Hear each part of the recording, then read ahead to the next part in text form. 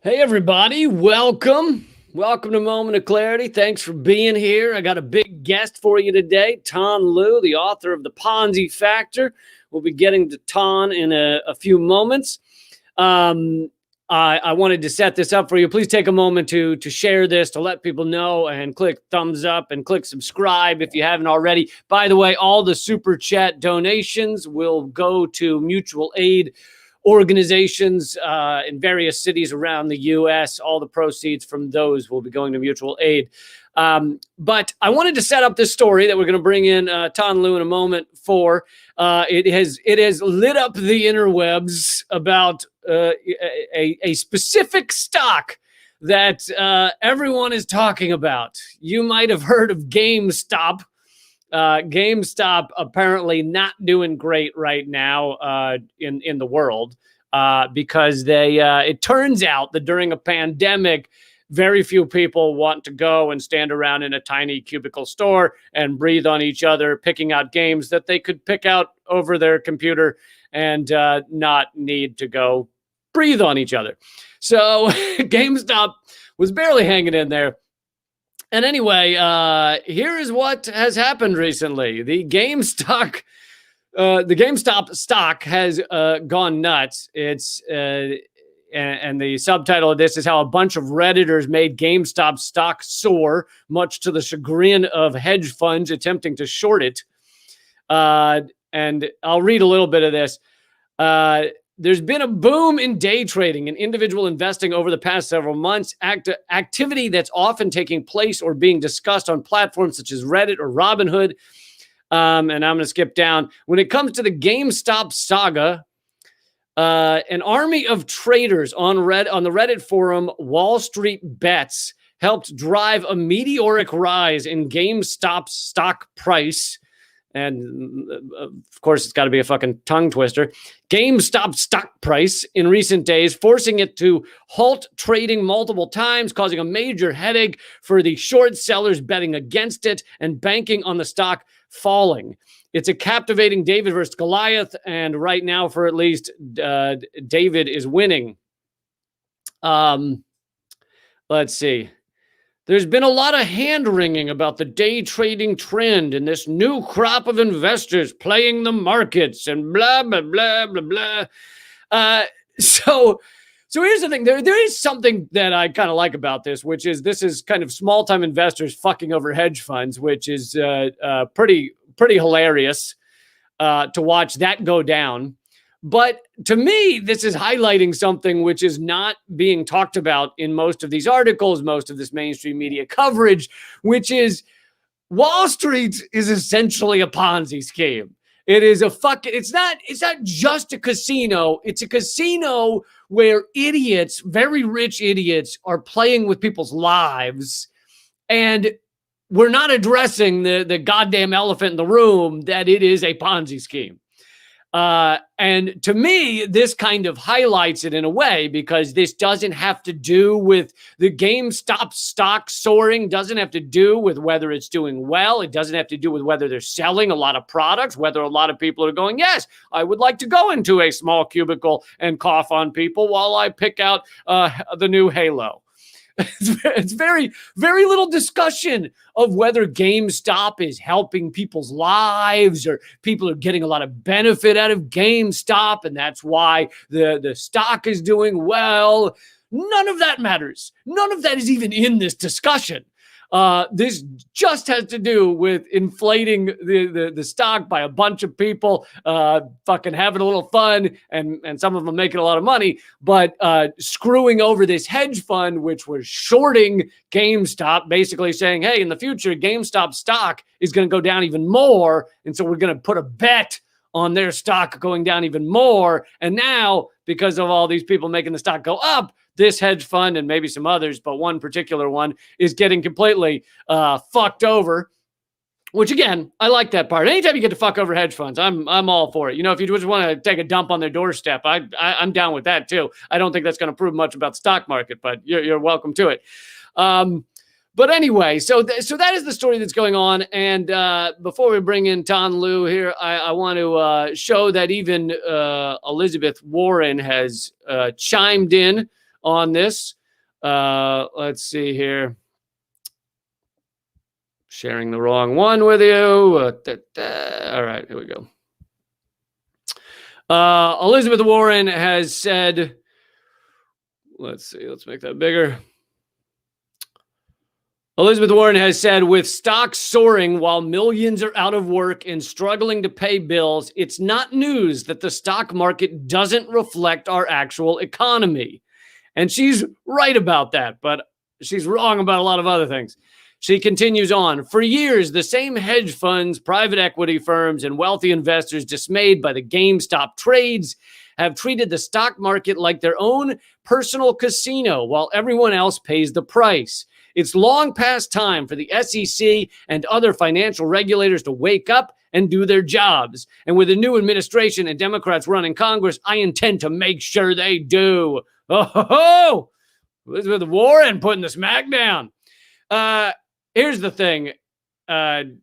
Elizabeth Warren is ignoring, and this might go a little bit afield of what Tan Lu's book says, but this system is putting regulations on this system it's putting chains on a fucking monster. It's putting chains on a dragon. Why is it we have a system that exploits people to begin with? Why is it we have a system that enriches a tiny number of individuals and then we try and run around as the average citizens trying to put restrictions on this monster that is eating our society alive, that is destroying the environment, that is destroying the world? Why is that a rational system to have? So when Elizabeth Warren says we need to put these stipulations, these regulations on things, she's saying, don't worry, we can still have this monster that eats everything and shits out a fucked up existence. We can still have that monster. We're just going to put a couple more leashes on it, a couple more tethers. You know, we're like people walking around with their kids on a leash. We're going to stick some of those around its ankles and then all will be well. And the difference between the so-called, left wing in our Congress and the so-called right wing is the right wing says, don't put that little leash around the toenail of the dragon. And the left wing says, no, we need another leash on the toenail of the dragon. And no one's saying, why do we have a fucking dragon? Why do we have a monster running around destroying people's lives? Should we ask that question? But anyway, I want to back off from that broader view and get into what exactly is going on with this, with GameStop and what it says about Wall Street. And for that, I'm going to bring in Tan Lu, who first let me show you, might as well show you a photo of his book here. His book is called The Ponzi Factor. I think it's excellent, and it makes a lot of great points that a lot of people are not willing to make about our system, Wall Street, the stock exchange, and you can grab a copy at theponzifactor.com. I believe he said it's also there's a free PDF if you don't have the few bucks for the paper copy. But I highly recommend you plunk down a couple of bucks and get the paper copy. But anyway, let's bring in Tan Lu. Hi, Lee. Hey, Tan, how you doing? Doing great. Yourself? Yeah, doing all right. Thanks for joining me. I appreciate it. Totally. Yeah. So this, I feel like this story has highlighted a lot of what you've been screaming from the hills for a while now. But in kind of a unique way. I realize there's a lot going on probably to explain, but I want to let you take it away and Sure. and so explain what you see as going on here with GameStop.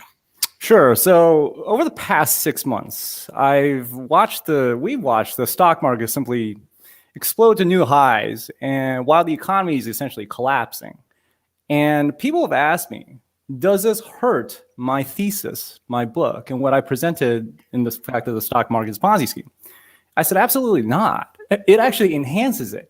Look, there are two scenarios when a Ponzi scheme becomes very evident. One, when it collapses completely, Or two, it just ascends with absolutely no logic or value or stoppage to it. And over the past 6 months, I watched CNBC and all these people experts on Bloomberg or whatever they call it. They're experts, right? They're trying to quote experts. Yeah, they're trying to rationalize this whole idea of valuation. And I love how sometimes actually the Bloomberg hosts, some of them, I actually have to give them credit because they actually ask these experts, so what do you think about this valuation, though? It doesn't quite make sense. Does that justify the valuation? With a real skeptical look, because even they're thinking like, this doesn't make any damn sense why the stocks are flying, why Tesla doubled because they said they're splitting the stock. Right, or Tesla's stock goes up because Elon Musk said something bizarre on Twitter. Yeah, exactly. And it's like, and I'm just like laughing as in, oh wow, let's watch them explain and justify the valuation. They're, oh well, we're thinking long term. I'm just making up all these excuses to rationalize reality when the real simple reality is the stock does not reflect the company. The stock is a Ponzi asset that is really being traded, non-dividend stocks, I must specify, is just something being traded between investors. Basically, how much cash do current GameStop holders have when the stock is at $330? Zero. Why? Because their money went to someone else who they bought it from. Okay. Right. So I want to just explain one point here, which is that so in a Ponzi scheme, the whole idea is that there is no value. It's just whatever new people will put in, whatever you're able to con a new person into putting their money in, that money goes to people that are at the top of the Ponzi scheme. And your kind of the thesis of your book is that many of these stocks, or most of them, are no different. Like it's whatever the value, quote unquote, of the stock is just whatever you can dupe someone else to pay. It's not actually the value of a product or an industry or a production or. Yeah. If you own GameStop a day ago when it was, let's say, I haven't been following that, but maybe it was like 150. It went from like, I don't know, like a couple of dollars to like $300 or something. Yeah. So, like a day ago, maybe it was like half of this. So let's say 150, right? And today it's like a $300. Well, guess what? Those investors who are holding those shares had $0 yesterday and they still have $0 today. They just have a number there that says 330 in their accounts. They still have $0. And the idea that they can simply cash out is ludicrous. The market cap formula itself is wrong. They're multiplying billions of shares or millions of shares with only the price for a few hundred stock shares that are being traded. And the market cap formula itself is fundamentally flawed. And the idea that they can simply cash out is ludicrous. If that were the case, we will never have stock crashes. What happens when a stock actually crashes? It's when you got a little bit more than, the normal liquidity, a normal amount of people trying to cash out. I mean, so it was zero yesterday in terms of how much money they had. It's zero today. The value that they see comes from the exchange of money from investors. It is a cerebral concept. The money, on the other hand, cash, real money, legal tender, that is something that is possessible. It is technically something completely different. So therefore, it gets Ponzi'd up to, let's say, $300 in a day. Great, right? Investors think they're sitting happy. They made all this money.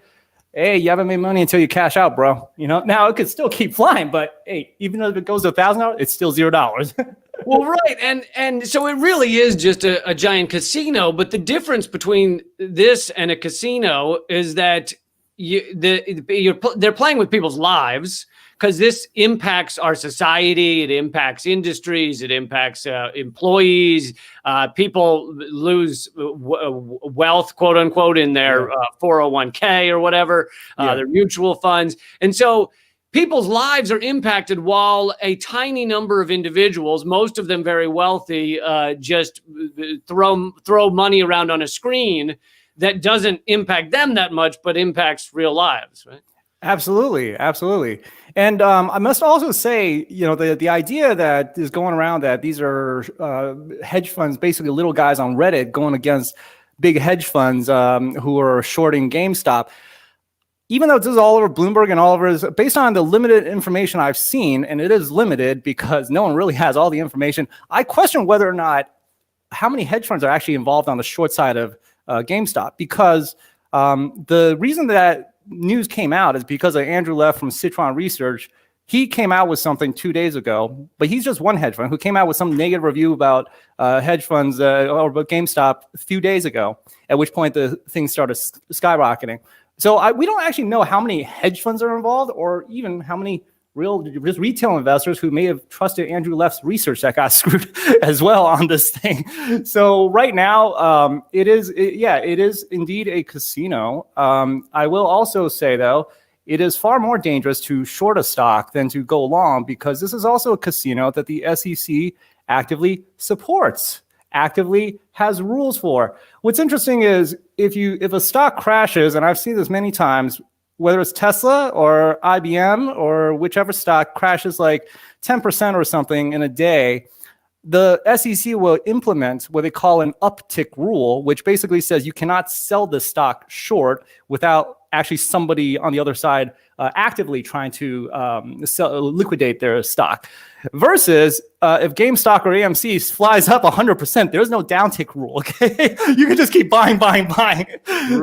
So the SEC actually promotes this. Has actually artificially has rules to prevent things from crashing, including the S&P. They have a circuit breakers, which we saw many times in March, which I didn't know existed until it actually happened. Well, apparently the S&P is only allowed to crash 7% before they actually stop trading, and then it's allowed to crash a few more percent, and then they stop trading again.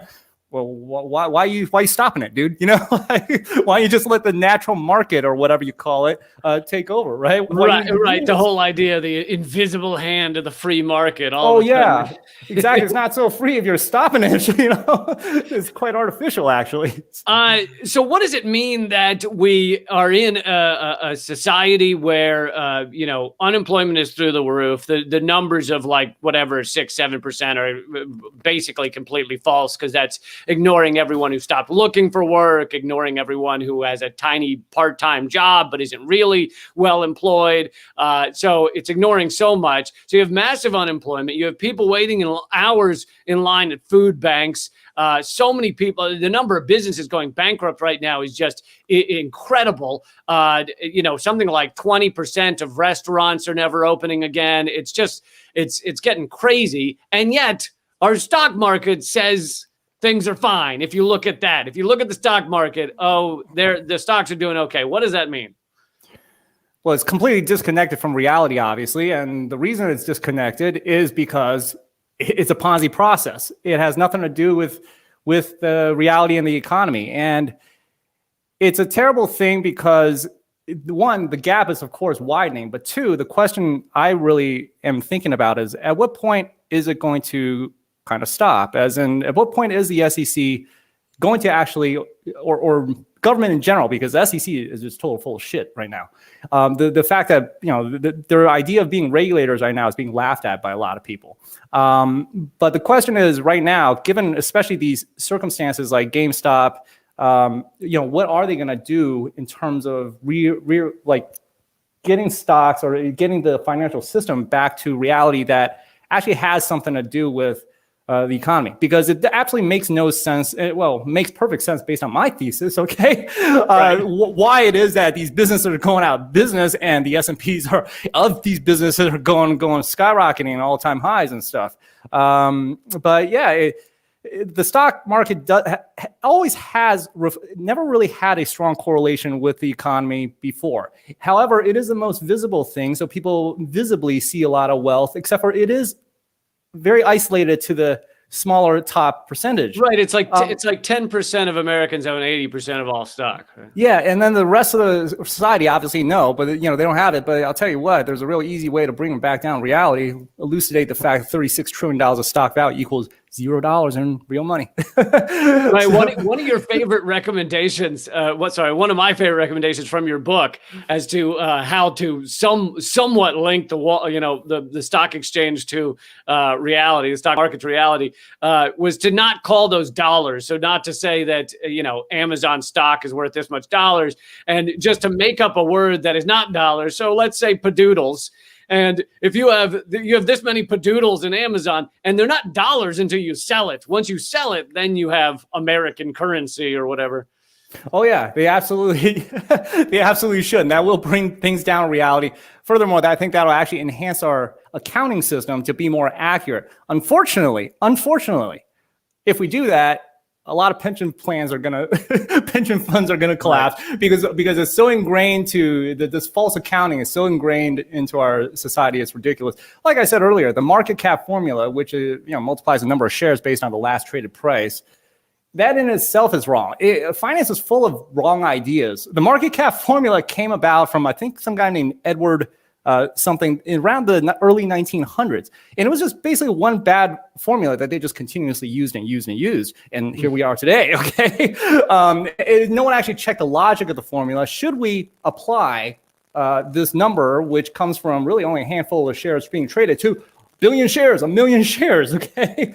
Which, by the way, obviously the investors can't liquidate all that and receive this money, but they think they can based on this market cap formula we have. Right. So another question that you reminded me of earlier was that you talk about Tesla in your book, and since the writing of your book, Tesla stock has gone through the roof. Mm-hmm. Does that change anything as to your points on Tesla? Oh, absolutely not. Again, it enhances what I said in a way that I did not predict or expect when I first published the book, because I didn't really expect the Ponzi scheme to be so obvious when it ascended without control. But no, it doesn't change it, because how much has Tesla paid the shareholders over the past 3 years since I published my book? Zero. Right. One of your points in the book is that for example, Tesla, I don't know about this year, but at least when you wrote the book, they weren't actually reporting a profit. They were reporting that they would have a profit soon, but they didn't yet.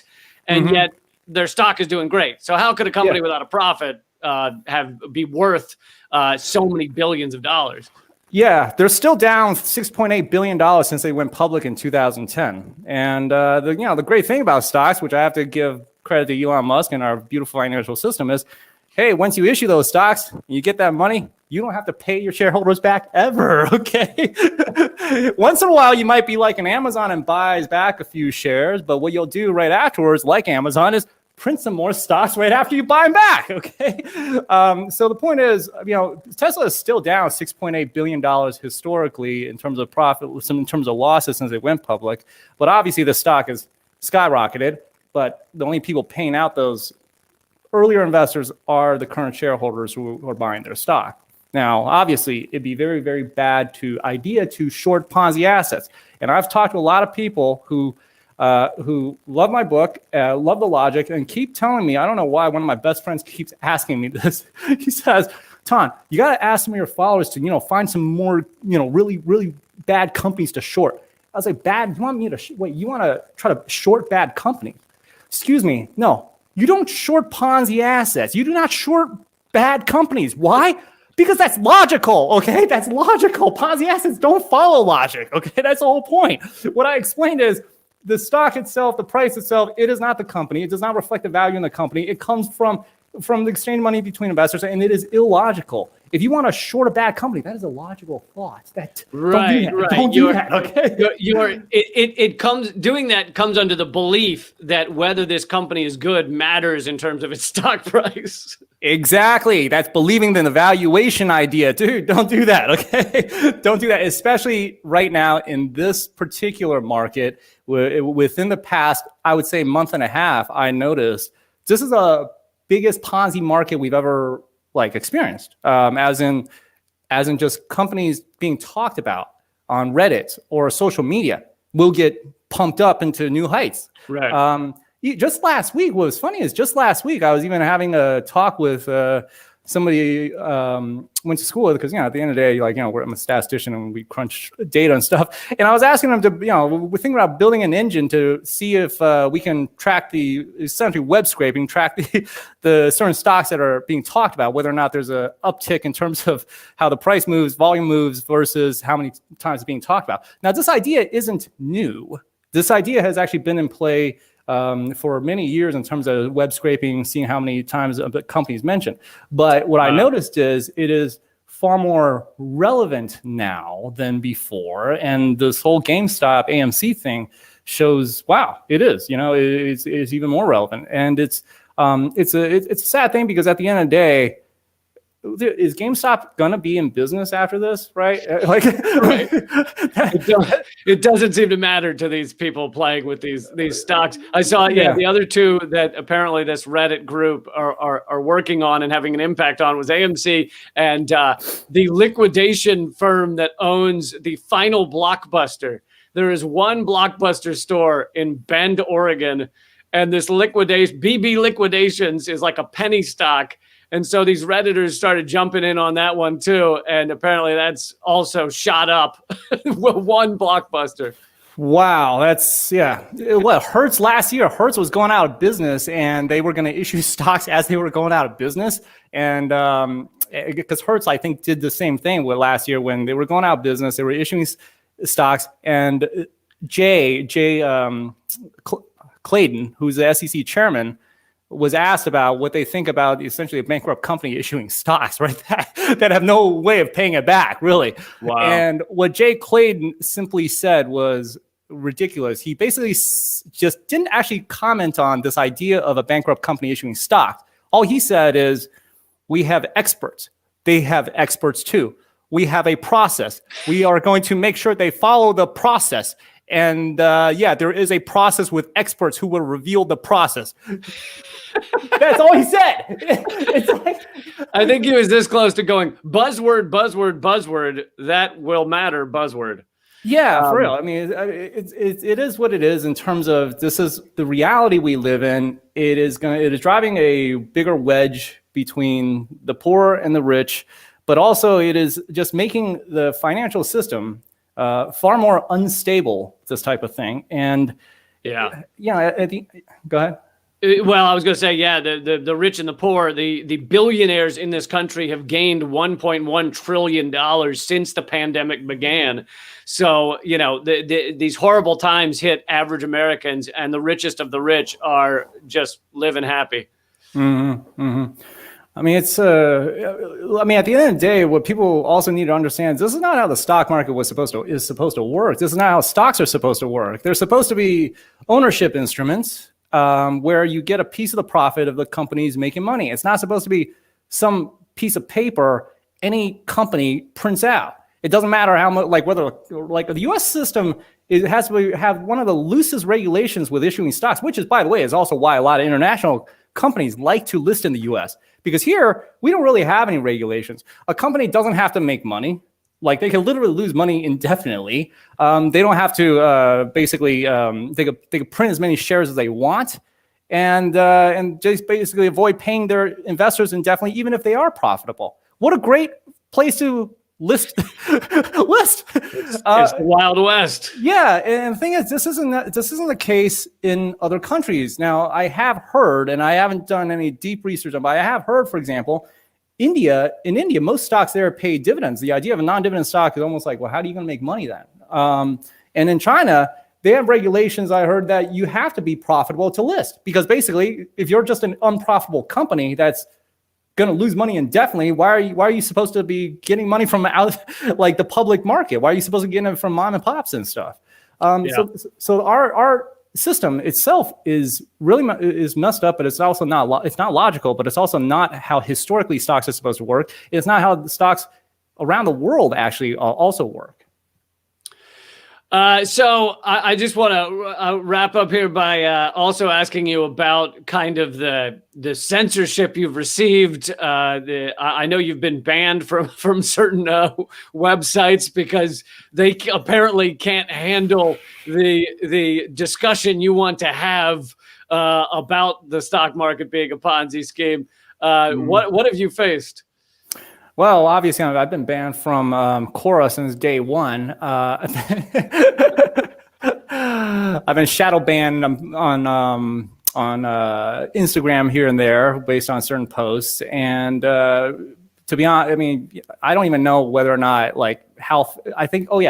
my real estate thing for Google is shadow banned also on YouTube, where apparently it doesn't pop up until even though I'm the one who posts about Google and real estate there. But the good news is over the past year, and especially since the S&P is so disconnected with fundamentals in the economy, more and more people are starting to see that stocks have nothing to do with the value of a company. Stocks are not ownership instruments, and there's far more relevance to the fact that the idea that it's a Ponzi scheme than anything else. So the good news is, I have been shadow banned, but at the same time, over the past 3 years, this idea I have and the thesis I've presented is far more relevant now, and more people are talking about it now. I would say when I first published 3 years ago, maybe 1 out of 10 people would say, "Oh, you got something there." Now I would say it's 50-50 because of how crazy the stock valuations are and how recently, even on earnings reports, they go down. Like stocks will go down when a company reports good earnings. Stocks will go up when a company reports bad earnings. It's almost like, okay, well, how do I, as a company, what should I do to make my stock go up? Should I lose money? Maybe that will make the stock go up. So the whole idea of valuation is literally ridiculous, and more people are starting to see that right now. So. Nice. So your website is theponzifactor.com, and I think you said along with the book, there's also a free PDF. Yes, there is. They could check out the videos as well on the Ponzi Factor's YouTube page, and the link is also underneath all the videos. Thank you so much, Tom. Thanks for joining us and breaking it down. Thank you, Lee. Talk soon. Yes. So there was Tom Liu. If you have a chance, check out his book. It's also highly readable. It's not just it's not you don't have to be a PhD in economics to read his book. But yeah, it just goes to show how something that is kind of, I think his book is a great jumping off point to get to, is that this system of capitalism is hold on one second. It's basically a money laundering scheme. It takes money from average Americans and sucks it up to a tiny number of incredibly, ridiculously wealthy individuals, and while everyone else suffers. And each step of it is how to further exploit the average Americans, the average workers, the so-called essential workers, right? Now we found out, they're essential, but we are still going to fuck them over, despite the fact that they're so-called essential.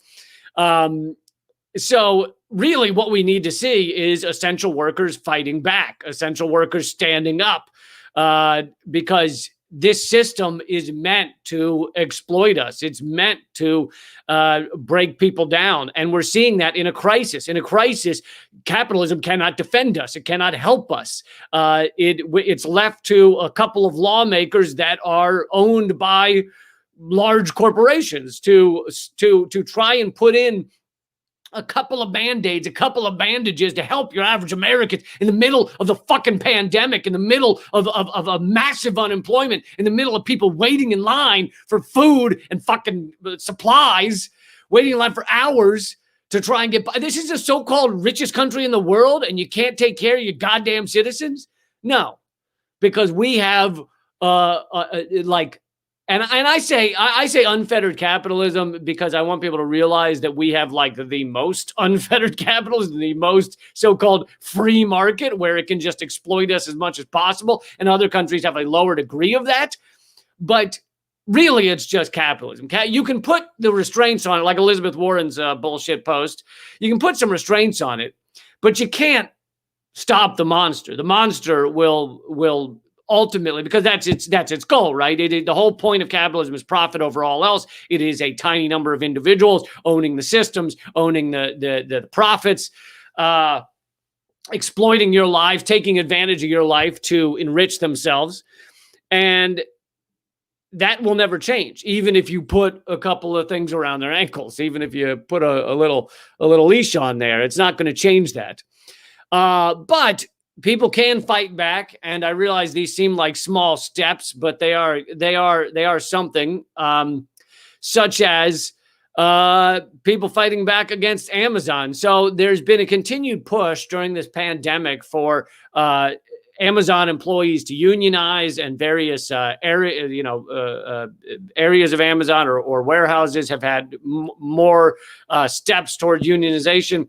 And so Amazon, of course, is fucking never going to let that happen. So they're doing everything they can to crush their workers, to stop them, to make sure they have as little power as possible. So Amazon, Jeff Bezos unveiled a great new website that he's put out to help his workers, to help them realize that they don't need a union, to help them realize that they should just keep being fucked over as much as possible. You little fella, don't try and fight back. Don't try and demand anything. You just go back and do your thing for $3 an hour and collapse on the warehouse floor like a good worker, like a good little worker. So Amazon created this website, which I'm going to show you, called Do It Without Dues. Of course, they have some. That's the other key to this kind of garbage is they'll show a person, usually a person of color, thumbs up. It's going great as you exploit me. Yay. And here's the Do It Without Dues. Yay. And it's Amazon's attempt to get their workers to not unionize, to not actually have any power. And so what I like, though, in terms of fighting back is this other group has now made another version of that website. They tweeted it out. I tweeted it out as well, but they tweeted it out with, "Here, we fixed it." And it's called Do It With Real Power. I just realized they used the same image of the same guy, the same worker with his thumbs up. So it's Do It With Real Power, and it tells people how important a union can be. Why join a union?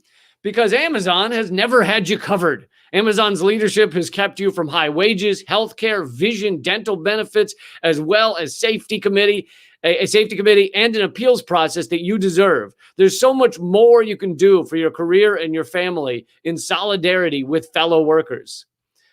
So those are all the reasons that unions are important. They give workers who are traditionally heavily exploited, they give them some power. They give them more power than they had. Unions can get more wages. And in fact, there was just a case in outside New York City where a union stood up and got $1 per hour more, which is a lot of money for many of them. And they were able to fight back. But without that power, without a group of people saying, listen, we are the many, you are the few, it's impossible. No worker gets anything, right? You would never, there is no individual worker who can go up to an Amazon or a fucking Tesla, or who's also been a union buster, or go down the line of big corporate America. There's no individual worker who can walk up and say, listen, I want to be paid more. Or listen, I've been here for fucking 37 hours straight. They won't even let me go to the bathroom. I had to shit in the Hallmark card aisle, which I don't think that's helping things. I would like to not be treated this way. And that worker will then be fired because they have no power. But beyond just so, I think that was great that they created their own website to combat Jeff Bezos's bullshit propaganda crap fest. But beyond just unions, the next step is towards what economist Richard Wolff calls democracy in the workplace. Workers should own their own workplace. The Amazon type structure, I mean, first of all, it shouldn't be that big to begin with, but if it were that big, it should be owned by the workers. And the workers should vote on how to change their lives. They should vote on whether they get dental benefits. They should vote on whether they want a higher wage per hour. The profits would go to the workers. So getting democracy in the workplace, and there are some small examples in the U.S. There are many co-op businesses, but they're not that large. And of course, they get a blackout from the mainstream media because the mainstream media is owned by corporate America, owned by those entities that want to crush unions, want to crush workers, want to not have the idea of democracy in the workplace become a little fucking meme that grows in people's heads like a thought seed. They don't want that. So they don't even mention it. They act like it doesn't exist. But anyway, if you Google Richard Wolff and democracy at work, he created an organization to further this, to promote this. And everyone should check that out. I'm going to do one more story here in a moment. But I just wanted to say that for anybody who did super chat donations, all the proceeds are going to mutual aid, help people get food and supplies in these incredibly difficult times. I'll be giving it to a variety of cities. And what else? Please share this. Please click the thumbs up. Also, I do these every single weekday, except sometimes.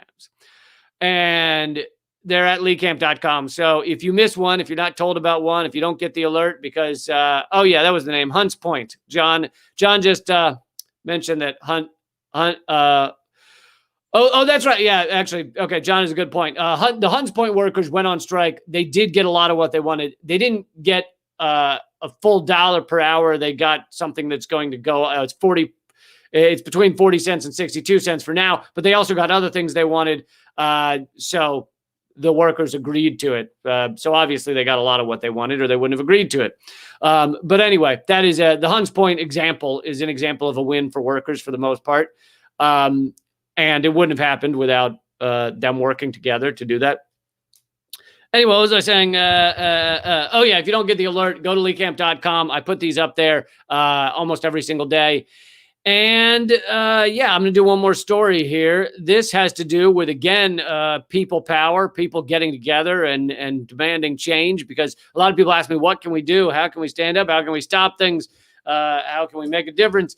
And this one has to do with the military-industrial complex. And, you know, it's not an easy thing to stop or slow down even anything that the military-industrial complex does with our massive weapons sales by weapons contractors around the world, weapons that are used to kill and maim and destroy, that rain down on innocent civilians on an endless basis. And then those war criminals are elected to office, and we celebrate. Oh, my goodness, isn't this great? Joe Biden or Donald Trump became president. Yay, they can bomb innocent children as much as they were before. They can, it's a bomb every 12 minutes roughly that we're dropping from the United States. And that's not even counting the bombs raining down from the people we give weapons to, such as Saudi Arabia, United Arab Emirates, et cetera, Israel, et cetera, et cetera. And some people were talking about this article it's not just an article. It's a fact that Joe Biden and his administration have put a freeze on arms sales to Saudi Arabia and United Arab Emirates. Wow, that's great to hear. Who knew Joe Biden was going to be a peaceful president? Mr. Peace over there. Wow. But the truth is that it's not uncommon at all for a new administration to put a freeze on weapons sales while they re-examine the contracts and then restart them. So chances are Biden is not going to really change the weapons contracts with Saudi Arabia or UAE. And so for those liberals out there celebrating that this somehow means anything, stop that. You fucking stop that. No. Don't even begin to celebrate. If I see you put on a party hat, I swear to fucking God, slap that thing off your face. Do not celebrate. They haven't stopped the weapons sales. They put a freeze on them so they can review the contracts that Trump signed, because Trump doesn't read anything. It could say in there that, every pig across the United States has to have Joe Biden's likeness painted on their face. And that could be in the contract. And they, of course, go and cross that out and be like, oh, Trump. So anyway, the idea that they're freezing weapons is likely horseshit.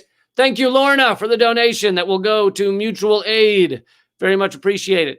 But I want to show this. Yesterday, I believe it was yesterday. 2 days ago, was the day of solidarity with Yemen. Yemen, as many of you know, has just been destroyed by a U.S.-backed assault by Saudi Arabia Not only do we sell Saudi Arabia the weapons that they use on Yemen, I mean, they've created basically a genocide there, one of the worst famines this world has seen in many decades. But not only do we sell weapons, but in many cases, our military industrial complex is helping them with their targeting, like helping them figure out who and how to kill people in Yemen and to cause the most damage in Yemen. And that's what the United States is doing to help the assault, facilitate the assault, the destruction, the genocide in Yemen. And so there was a day of solidarity with Yemen 2 days ago. And here is, let's see. This is David Swanson with the World Beyond War, I believe is the name of the organization. And here's his article. Worldbeyondwar.org is the website. How we blocked weapons trucks in Canada. How you can do the same. On January 25th, Global Day of Action to End the War on Yemen, one of the most dramatic actions that moved the demand for peace into the most media stories was taken by members of World Beyond War and our allies, including Labor Against the Arms Trade in Hamilton, Ontario, Canada. We blocked trucks outside Paddock Transportation International. Paddock ships armored vehicles to Saudi Arabia for the Saudi-led war on Yemen, or at least it tries to. Paddock's trucks were delayed and their office flooded with calls. A great deal of attention was brought to the issue. For the first time, a Liberal member of Parliament broke with the government's position and publicly supported our demands. And here's a little montage of all the publicity they got from various outlets. And so, as you can see, this effort it achieved twofold. Some things, it obviously slowed down weapons deliveries for at least a bit. And then on top of that, it got a lot of media coverage. If you look at most of these outlets, they are not U.S. mainstream outlets. In fact, I don't think I see any U.S. mainstream outlets, but they are important outlets because U.S. mainstream outlets would not cover the fact that protesters stopped weapons from getting to their destination. But you see, it's Al Jazeera, it's CBC, so at least that's a Canadian mainstream media. Democracy Now!, Common Dreams.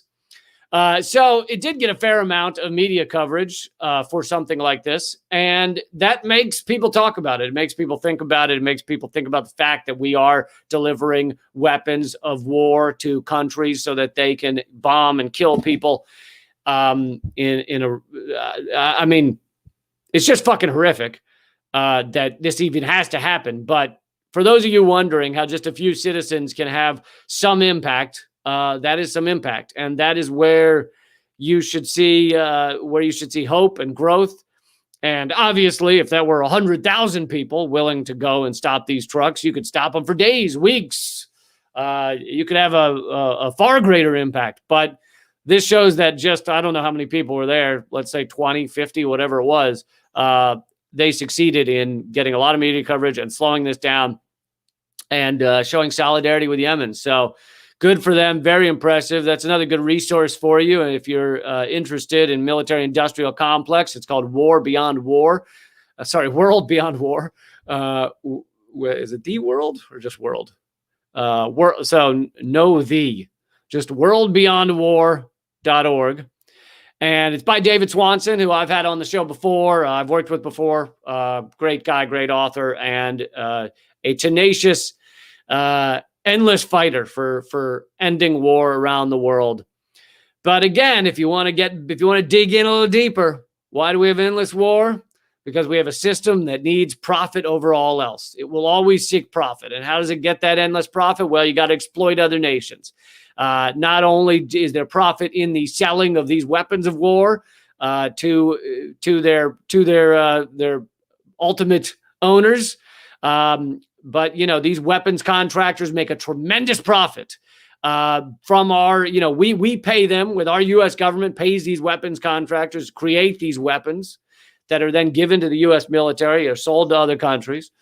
And when peace is threatened with a country, Donald Trump was a horrific, disgusting, racist human being, but he also did at one point try and create peace with North Korea.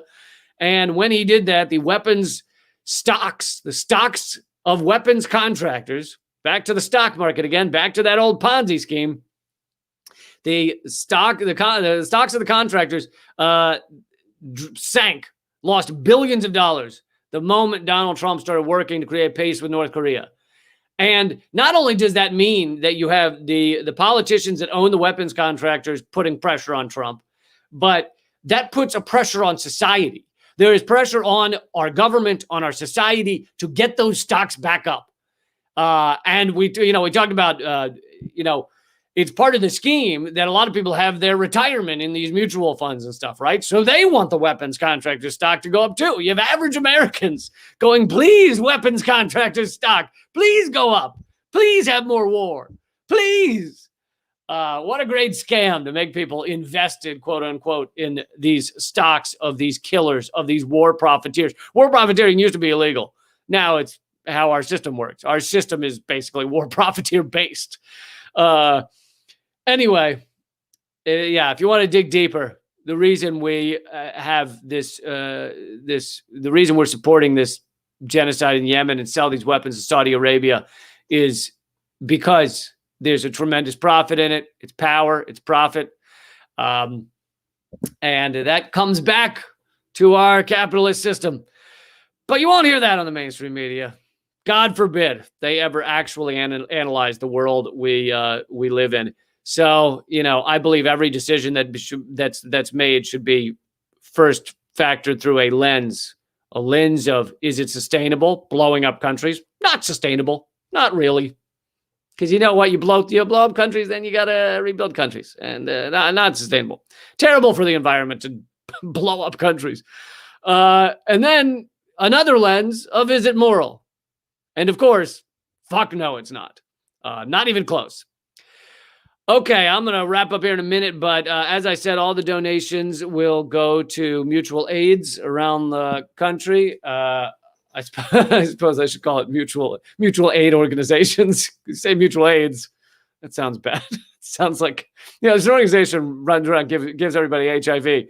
I've been helping them out, helping them get up off the ground to run around the country, giving people HIV. It's, just a little hobby of mine. No, mutual aid organizations around the country. So thank you for the donations. And I will be back likely tomorrow because I do these every single weekday, except sometimes. And please share, please let people know. By the way, my episode of Government Secrets with Graham Elwood, we're doing a 3-part series on the JFK assassination. So if you want to learn more about what really happened to JFK, then just look up the podcast. Government Secrets is the name of it. It's free on all your podcast platforms. It's also, you can watch it on YouTube as well. But we tried to put up the video, and we have met with all kinds of resistance. They put a giant warning label under it, basically saying, here are the CIA talking points. It also froze when we put it up, so that the video froze and we had to re-upload. And of course, that loses a bunch of views. And so now it's been re-uploaded.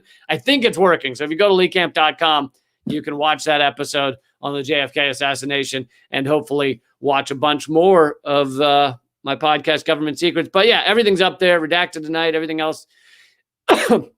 Sorry. Thank you, guys, and keep fighting. See you tomorrow.